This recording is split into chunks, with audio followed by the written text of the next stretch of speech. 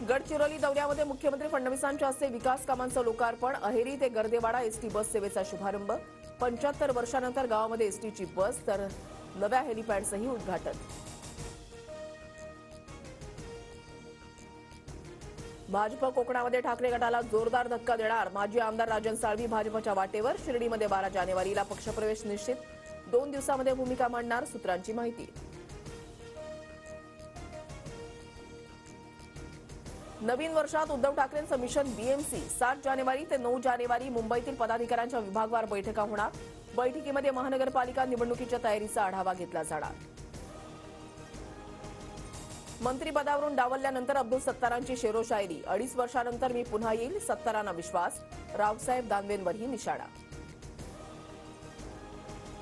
दुहेरी हत्याकांडानं नागपूर हादरलं, मुलानं आई वडिलांना संपवल्याची धक्कादायक घटना. शिक्षण सोडून शेती करण्याचा सल्ला दिल्यानं हत्या.